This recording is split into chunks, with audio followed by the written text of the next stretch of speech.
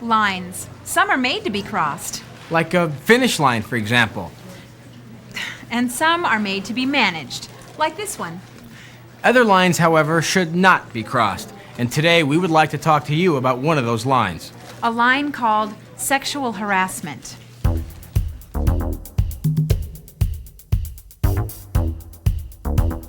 The management of this theater hopes that you're truly excited about your new job. It's bound to be a great opportunity for you to gain experience, earn income, and enjoy a fun work environment. But those two words, fun and work, need to be kept in their proper perspective.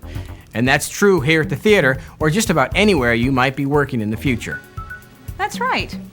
And while you should enjoy working here, you should also realize that the rules and conduct of a workplace are far different from that of school, home, or anywhere else. A place of business brings together a diverse group of people each and every day. People with different ideas about what's acceptable and what's not, about what's funny and what's in poor taste, and about what's harmless fun and what's harassment. In recent years, guidelines for the workplace have evolved from the actions of governmental agencies and various court decisions. We're going to review some guidelines and some do's and don'ts, so there won't be much question about what behavior is acceptable and what is considered sexual harassment. If there is ever any question about what conduct is or isn't appropriate, you should ask your theater manager. The Equal Employment Opportunity Commission defines sexual harassment in two different types of behavior.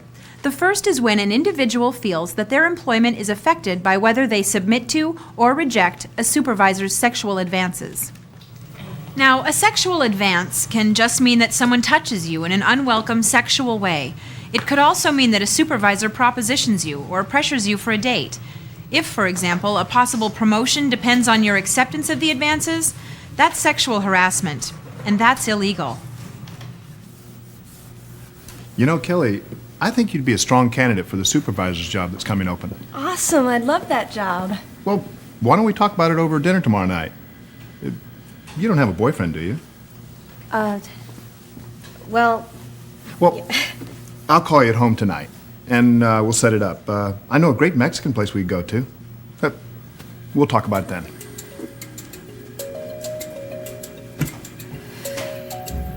If something like this happens to you, report the incident to the supervisor who's been designated to handle such complaints.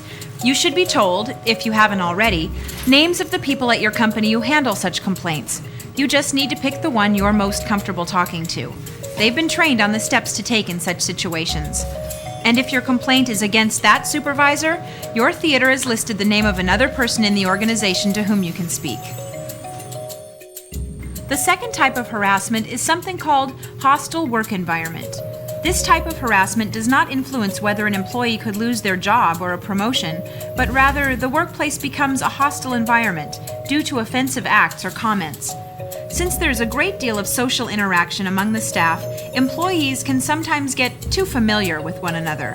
As a result, you need to be aware that employee banter, suggestive comments, dirty jokes, or touching and grabbing can all be construed as sexual harassment.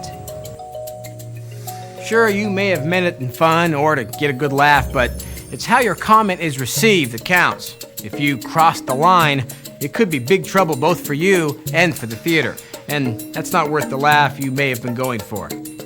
Put yourself in the shoes of someone who dreads going to work every day because they deem the environment to be unpleasant, offensive, or hostile. People shouldn't have to live with that high degree of tension in their life.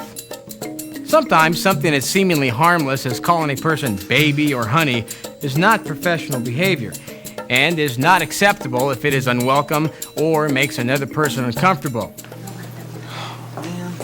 hey, I'll clean that up for you, Chris. Hey, thanks. I'm really busy right now. Hey, anything for you, honey. Enjoy the movie. Man, Chris, did you see that? Well, you just tell me why you won't go out with me and I'll let you in. Yeah. Just tell me what's so bad about me and I'll let you right in. What's wrong? Is a movie theater usher just not quite good enough for you? What's a girl with a body like yours doing in a place like this? You ought to be someplace else tonight. Like maybe my place. Hey, Angel, you ever seen this movie? This guy gets it on with like 10 different girls. Man, I'd love to get action like that. Wouldn't you? If someone tells you that they don't like a comment or action, don't do it again. And although the majority of harassment incidents are due to a male's action towards a female, it's not surprising for men to file complaints as well.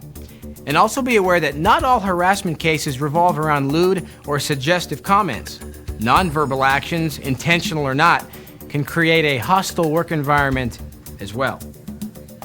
For instance, touching someone in an effort to get past them in a tight space could make a person uncomfortable and be construed as harassment. And what may be appropriate advertising in the lobby, when taken out of context or altered, would not be acceptable in employee areas. It may seem harmless to you, but it could be crossing the line to someone else. And many problems can be circumvented simply by not putting yourself in a situation that someone else can interpret in the wrong way. Now, over the course of working here, you may in fact meet someone whom you are attracted to and that you'd like to get to know better. For example, my co-host has a big crush on me, and that's fine. I mean, that's normal. But as a general rule of thumb, if you ask someone out and are turned down, don't bring it up again unless that person has made it clear that they're interested. When it comes to sexual harassment, it's better to play things on the safe side than on the risky. Keep this in mind as well. Even if you are not the victim of harassment, if you believe that you have observed a situation that is serious or persistent enough to constitute sexual harassment, you should report the incident to a manager or a designated supervisor. Now, the idea here is not to file a complaint at the drop of a hat.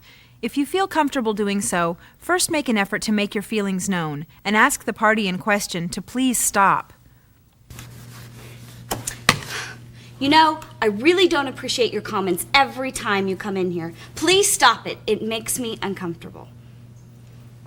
I really don't appreciate the way you call me baby and honey all the time and the way you look at me. I know you're just having fun, but this is work, okay? Chris, I'm sorry. I'm sorry. I didn't know it offended you. I'm sorry. So, if you've asked them to stop and the problem persists, the next step is to file a complaint. The extent of the management's actions or the investigation will depend on the circumstances of your complaint. In addition to describing the event in question, you may be asked to provide the names of any witnesses, and you may be asked to sign a statement that reflects the facts of your complaint. It might happen something like this. Okay, Kate, I think we've got it all here. What happens now? Well, if there is a formal investigation, I'll do everything I can to keep this all confidential. But in the process of the investigation, some details might come out. Well, what will you do to him? Will he lose his job? Well, keep in mind that this is an investigation, Kate.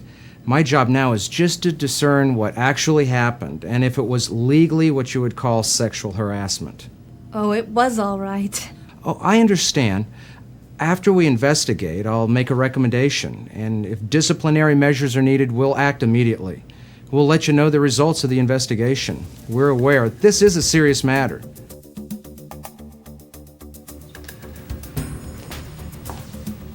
In the end, think of it this way.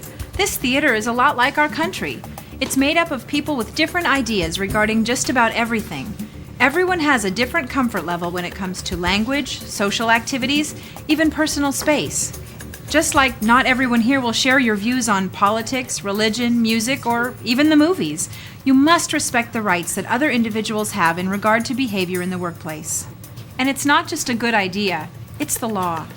So remember, have fun at your job, but be professional, be courteous, and think about the feelings of others. And if you find yourself approaching that line of what's permissible, don't cross it.